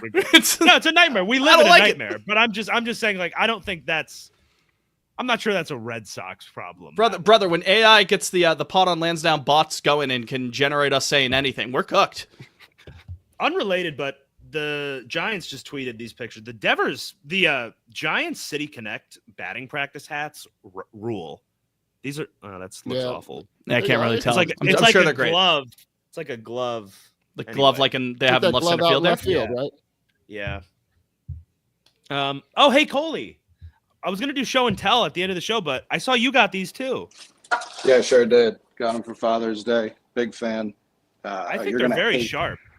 I got my City Connect jersey as well. I think you boys are gonna be disgusted with the player I picked. Oh no! Can we guess? Oh, go ahead, give it a guess. Abraham Toro. No, no one would be disgusted by that. Story? No, I would never. If you're saying disgusted, I'll say Connor Wong. I don't know. Oh, we were just the 66. The 66 looks good. We were sick. That's why I did it. I was gonna go get a crochet, and they're like back ordered until he's probably gonna be traded by the time those jerseys come in. And I saw the Bayo there. I was like, I know that's not fucking sold out, and no one's gonna want to trade for that, and he's gonna be here forever. So I'm thrilled with the purchase. The 66 was so fire. Did you order that before or after the Sunday Yankees start? Before. So that must have been a very vindicating moment for you. Oh yeah, because Jared was up here for my daughter's birthday, and I told him I had ordered one. And when he guessed that it was Bayo, he rolled his eyes so fucking hard because. Listen, I'm over there fighting for my life with the Bayo defending, and I didn't even get to do it this week because of this fucking trade. It's you and Tessie Bestia and the Brian Bayo defenders. Let me ask you, Coley, and Jake, as a preeminent John guy himself, I figured I'd bring this up. It appears that number 11 jerseys with no name on the back are on clearance. Yeah. Is that a frugal investment? Because they're going to give we mentioned it earlier. We'll mention it again. They're going to give 11 out to someone in the near future. Jordan Hicks is wearing 11. I'm almost certain of it. Oh, So $50 for a Jordan Hicks jersey? Huh? Huh? He's going to be here for a couple more years. He's on the books. Is that what it is? It's $50 for an 11 jersey? I think it was like 60, but compared to like 140 or whatever it was. Honestly, that's a good guess. Jordan Hicks he could definitely wear 11 because he wears 12 now. That's what I thought. 12's taken. What do you wear with the Cardinals? No one's giving that up. 12 that's 49. I think he was like 50. So was it 49 with the Cardinals? And then 21 is obviously he's not going to get that. So that's the guy they give it to after all this time. Right? after all this, We've been waiting. Okay, Finally. The prince that was $50 promised not bad, though. to take over the mantle. I mean, my Mookie jersey I got after he was traded because of the clearance, and that has bets on the back of it. Like, and no one else has worn 50, I don't think. So that was always Cutter Crawford wears 50. Yeah, Cutter. You silly good. goose. Well, they have him in Yoshida land, so we don't know what's going on. we They're don't know in where Siberia he is. right now. So yeah, Parts unknown. I don't hate it. Who were other? It was Bill Miller 11. Who else was 11? Billy Miller was 11. Yeah. I could look this Let's up see. right now. This is one of my Yeah, one favorite sec, I got games it. we do on here. Red Was Sox Nomo number 11? He may Was have. Hideo? I was All right, I got a it here. mere homunculus when he when he was throwing no hitters and the like. He may have been 11. Oh, though. Buchholz was Buchholz, 11. correct. Yep, Oh. good call. Chase Darno, famously. Chase Darno. Mark Chase Kotze, Darno was on Casey the Red Kotze. Sox? Sure was for like 2 games in 2017. Unforgettable, Yeah, some would say. Mark Kotze, Casey Kochman, Okay. Wow. Alex the Gonzalez? Jacob DeGrom headliner. Royce Clayton, 07 champ. Can't take it from him. Hideo Alex Nomo, Gonzalez, I should have yes, remembered. Coley, Okay. Thank Tim Christ. Nearing, Wow. yeah, Chills. Curtis I feel like I Pride in have 2000. I feel like I can't speak on this show without breaking out into like a random like Trump aside or say chills after every sentence. I feel like that's a prerequisite from being here. That's Like right. I almost Can told you them, do You're a in the good Trump? you're in the right Can you do a good place Trump? if you want to do a I think Trump I got- aside. I think I could do like the hand motions, but I don't think I have Yeah, the the posture. voice. But like I wanted to call him like Little Pete Abe, like when I was just saying his name. little Pete. That's what they Little- call him. Little Pete Abe. Little Pete Abe. Frankly, Nasty man. Little Pete. I don't like his sources. Frankly, I have better sources. If you ask me, frankly, that's a secret. You have to throw frankly in there and tremendous And is suck another on your one. teeth. Tremendous Frankly, and sources. it's sucking on your teeth. Those are the two. The Yeah. Yeah, get the Oh. jersey. Yeah, Fitz, do it. I got a Brayu on Saturday. I almost bought Devers. Wow. It would have been terrible. dodgeball. Well, you got Coley, where were you? Where were you when jersey the trade trends. went through? Were you doing Father's Day things? Yeah, I think I had just because I had in the scoop shop, obviously Jared had texted us, and this isn't anything new. We talked about it on the 10, but like he had texted us like, "Are you guys hearing anything on Devers?" And it's like, you're the guy who hears things. I just read and write. I don't hear things, Jared. And then Lou and Will shot it down. They were like, he's literally on the plane with us. Like, we're good. Not for He's long. literally on the plane. And then like I grill, we eat, I finish eating, and then I pick up my phone for the first time, and I just see a bunch of texts being like, they just took him off the plane. I went, oh no. And so my wife's like, what's wrong? And she loves Rafael Devers. Like, he's just a cherubic angel who socks dingers. Who doesn't? That's what we're here for. And So I'm like, they just traded Rafael Devers. And she was like, oh, I thought something like real happened. And I was like, how dare you? How dare you say this to me right now? So that just ruined the rest of my night for sure. Brutal. Yeah. Just finished dinner. Almost threw it right back up. It was genuinely. Dad. I went catatonic at the dinner table. What just happened? Why did Fitz leave? Where did he go? He just texted us. He said, "Shit, I crashed." So Fitz is gone right now. Yeah, I was thankfully the bill had been paid and we were sort of getting ready to go. But I was like staring at my phone. I don't think I was actually in shock, but I was definitely I was spooked. I was definitely spooked. I had like the 1,000-yard stare going. I was at my the back. beautiful Lansdowne MBTA stop, and the news broke. And I know I tweeted like the clip of Tom Hanks on Omaha Beach, but that's like genuinely what it felt like. I was like, "What is going on?" Blood pouring out of your helmet. Some guy in front of me went and picked up his arm. It was crazy. Oh man, I'm so tired of like seeing breaking and it's a deal where the Red Sox are giving up. Like when I see Yankees fans celebrating things that have nothing to do with them, I get sick to my it's a disgusting thing to witness. And it's that thing where people say like, "I'm tired of living through history," you know. But I'm tired of living through something that's going to be in a history textbook. Yeah. Yeah, like I'm tired of being at the beginning of the curse. It was so sick being at the tail end of the curse, and now it's just like why? I don't know why we're speed running that again. I don't know why. Like it's not something I enjoy at all. I asked God to up my rent. That's why. Coley, you've seen The Sopranos, I presume. Yes. Yeah, not enough to quote it. Like I haven't ran through it 10 times. Yeah.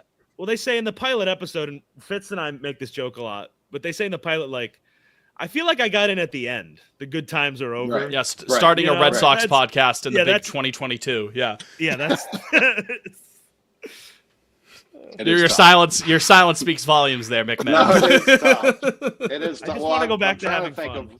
of like the memes, and I know you guys were memeing back then, but as a show, memeing in 2018 would have been so sick. Oh yeah. And instead, it's just I been will nothing say but horror. it is easier to be funny when things are bad. Like when they're good, there's memes to be had, but it's not nearly like. Yeah, I mean, we get to joke about. Yeah, I was dancing in the streets of Midtown Manhattan, singing "New York, New York," like because we stole that song from them. Like that was pretty fucking funny. Like I know what you're saying. Like I understand what you're saying, but like steal it. Like Aaron Judge still hasn't recovered from that whole series. Like he has been a mouse since he was a man. Mr. Low Leverage. He's been a mouse since then. Meet Mr. Low Leverage. That's right. Yeah. Like I was never more confident than when he hit that home run. And I know I tweeted out like, here comes the worst loss of the season. But it's just like, if he's doing stuff, I feel like we're probably pretty okay. Yeah. I just want some steaks. That's all. That's what I mean, right? I just want some steaks beyond Labor Day. Would be nice. Steaks beyond will they or won't they add or subtract at the trade deadline, and then they do both, and then they try to do both. And I think they're going to do that again. Like no, I think we're buying. I think Craig. I actually do believe him in that regard. I mean, to say that publicly on June 16th, I feel like if you walk that back. He'd be bold enough to do it. God bless Chaim Bloom, but Bloom would be kind of like, I don't know, kind of indecisive. When we've had that talking point on the show before. But I think Bresla would be like, all right, let's fucking do it. Let's. Coley, do you think Sandy? Someone? Do you think we could fix Sandy? Yes, but I am worried about like how many people we could fix simultaneously. We need to fix Kyle Harrison. Like that's we love the projects. We love the projects. That's what I mean. Yeah, I know Stats had the tweet a few weeks ago when things were bad, where it was just like, is he gone? By the way, did he nuke his account? I think he's just very angry with everything that's happened. Understandable. Because he logged on for when the tweet broke, or when the news broke, and I don't think he has since. Yeah, like, I'm on his mailing list. And he, yeah, well, because he in the off seasons he would send out like a big like thing like which anyway his most recent one, this was It's It's a he had a manifesto. rough night because he sent this out at 2 a.m. It's got 6 names. It's The picture of the whiskey and the gun. This hit my inbox at 2:08 a.m. the night of the trade. It was like this long thing about like how the org is a disaster, and then it ended with, anyway, this seems like a good off ramp to wrap this whole thing up. Oh wow. Kind of a dark. Oh my God. Yeah. I actually hope he's okay. But Yeah. anyway, yeah. Hope he's doing all right. That's really like I don't blame anybody that's not a sicko like us for just like jumping ship at this point, because like what I mean, why would you trust anything FSG or the Boston Red Sox say to you now? Yeah, I mean, like getting asked about it at work. They're like, "Oh yeah, they know I'm Jesus. the Red Sox guy." They're like, "Oh, how about that trade?" And I'm like, "You do not want to get me going on this right now. It's going to be bad for you. It's going to be bad for me. It's going to be bad for everybody." But that's sort of a good barometer. They're like, "Yeah, they keep doing this, and there's nothing I could say to be like, well, no, actually, but it's like." No, Yeah, I get the apathy. I get it. I'll tell you what, though, on the other end of that, my boomer dad, I don't know, I'm just throwing out like fan, just to get a touch. He was kind of like, You're the first Boston-based podcaster to ever talk about their dad on a show. No one's ever done it. House. No, my dad was like, yeah, I kind of get it. He was like, he's pretty in tune with stuff, but he seemed to be very rational about it. He's like, it seems like there's some problems there. I said, okay, Dad, I don't know. I mentioned Sunday I informed my dad when he was taking a shit, right? Yes. Yeah, you did. He was on the toilet. I was like, Dad, I didn't barge in or anything like that. I respect it. Dad, I respect you. It's like, Billy, I got some bad news. I'm glad you're already sitting down because you're not going to this shit. Or maybe he was taking a leak. I'm not sure. I think it was number 2, but I could have been wrong. But yeah, no. Again, I can't blame anyone for their apathy. No, it stinks. Coley, what's your song of the week? Oh, sorry. I'll think of one quick. I should have had one before I asked for the link, but that completely threw me off. God damn it, Jake. No, sorry. I know. How about the people who immediately were like, "Well, clearly we're going to sign Kyle Tucker." Can you imagine? Yeah, optimistic. That's what crazy. That's crazy. Right. I said it tongue in cheek a little bit, but I tweeted that with the Timberland, like the excellent gift. But it's like to go right to that. Like I'm worried they're going to be like, well, we have so many pitchers. Why should we sign Cease or Gallen or somebody? It's like, no, please. That's where I want I want, much like Jake, I want and everyone, I want Bregman re-signed like promptly before he comes back, and then get a real number 2. That way, if one of these project pitchers doesn't work out, you're not like super dependent on it. Mike King would be cool. Yeah, I'd be fine with. He's Mike from King. Mass, right? Is that local correct? boy, a local boy. Yeah. Whereabouts do we know off the dome? Michael King. Did Sean Newcomb end up anywhere? Where is he right now? The A's, right? Oh, the A's. Was Well, he not local? Oakland. Oh no, Yeah, Michael don't King. dead Michael name King him. is actually from Rochester, New York, but he went to BC. Yeah, so that's BC why kid. he's local. Where did he grow? Well, he went to Bishop Hendricken. Yeah, Warwick. Sean Newcomb was from Brockton, Fitz. I'm talking about Michael No, King Mike now. King.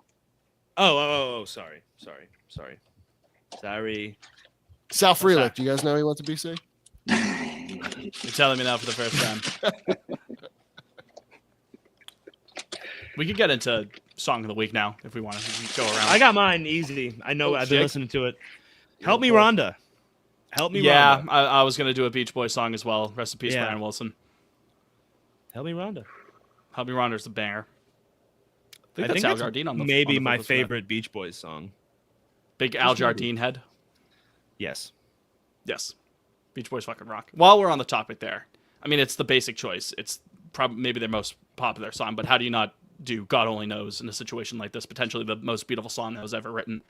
God Only Knows, Beach Boys. God, Pet Sounds, what a record. Liam?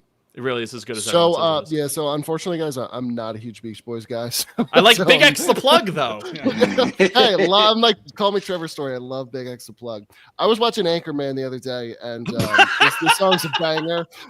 Give me "Groovy Situation" by Gene Chandler. I thought you were gonna say Wow. "Afternoon Delight." I'm like, that song No. stinks. No, Groovy Whoa! Situation. Whoa! No. You know what's a good song in Anchorman though is "If" by Bread. That's a great song. It's when they're overlooking Bread's the San Diego and he's like whale's vagina. Ooh, that whole part. course. That's a good song. Yeah. All right, Coley, big moment here. Well, I was gonna say I don't hate sticking on the Beach Boys theme given the news, but when I think Beach Boys, and I may be the only one, I immediately think of Christmas Comes Each Time This Year because boy, do they nail it on the head. Yeah, it does. Yeah, it fucking does, fellas. 100%. Every Little Saint Nick. That's what they call him. yeah, every year this time, and like Liam, everyone's a big Beach Boys guy. Like they feel cliche because they invented a sound that's been like used in everything. It's like I don't know. I didn't realize I was even a Beach Boys guy until it just clicked one day. It's kind of they're like Elvis in a way. It's just like I was they're not the relatively impersonators, later but- on the train myself, Coley, because I mean I grew up a Beatles guy, and years down the line ended up with the appreciation for the Beach Boys. Glad I eventually got it though. I mean, yeah, they invented pop music. So Right. Right. Yeah, pretty big. Yeah. Pretty big. Yeah. Also, I like that did you guys notice that the Brian Wilson, the tweet when they announced he's on the passed? Commonwealth Mall. He's on the Commonwealth Mall. Yeah. The picture of I was him. like, huh. Yeah. That From a looks couple of familiar. years I ago. think yeah. I've probably sat on that bench. Yeah. All right. Is it Little Saint Nick, Coley? Yeah. Is that the pick? Yeah. I'm good with that. I call it by the wrong name all the time, which is Chris, makes that's searching for it it's hard. fair enough. That's fair enough. Emoji of the week is Santa because of that. There you go. One more thing that I did want to mention, I feel like we'd be remiss if we didn't mention this. I understand they're on the road right now, the Red Sox. But with the news of the Fenway workers voting to authorize a strike, I feel like I just wanted to end quickly mentioning that my understanding is that the workers at Fenway, in order to respect the picket line, they say do not buy concessions or anything inside of the gates of America's most beloved ballpark. So if you're planning on going to the park within the next however many days, maybe keep that in mind. So I just wanted to lay We that are a out there for everyone. pro-labor podcast. Exactly right. So I figured that, I'd be we remiss if stand we in didn't solidarity mention with Johnny. That's I right. That is our boy. that. Exactly. Down And with the arrow mark. I know I get the Scabby Mopania comments there, but consider that my olive branch to the workers laborers of of the America. world. Yes. All right. Henry's going to release the hounds on them. I hate it for them. Burns. I mean, they got their Smithers. Well, it's unrelated to Henry, right? That's Yeah, it's what, Aramark. Or yeah, Aramark, however you say it. They just Aramark, contract it out. Yeah. Which, how much responsibility they have in Coley- terms of the contracting, I don't know, but Coley, would you like to participate in the sign-off? Yeah, of course. Okay, great. it's very easy. It's very simple. Yeah, Oh, it's very Yeah, simple. you'll get the hang of it quick. I feel like I'll probably nail it. Do I have to be hammered to do it though? I feel like No, but you don't have to. You don't originator- even have to put on an accent. That's just your voice. Yeah. Just follow That's cool, Jake's lead. So, that's going to do it for this edition of the program. We got a baseball game to watch in about, 25 minutes Yeah. or so? Hopefully we win it. That'd be nice. I would like that to win a series That'd be against the Seattle Mariners. But that's it for this edition. We appreciate you watching, listening, wherever it is. Again, youtube.com/@pod on Lansdowne every Tuesday night. Come and join us in the chat. It's a fun time. I will not be here next week. Jake and Liam are going to be flying solo. So Yeah, we'll figure it out. We'll figure it out. Yeah, you guys better Always figure it coming out. back. Brian Jorner, if you're still in the chat, please help my two kings here, because again, if Jake reaches out to me Who's a again hero for help here? while I'm drinking a margarita and having a grand old time, he's actually fired this time. So, in any event, for Jake, for Liam, for Mabel, for Coley, I'm Fitz. You're you. Go Sox, and obey your mother. Obey your mother. Obey your mother. Obey your mother. Nailed it. Absolutely nailed it.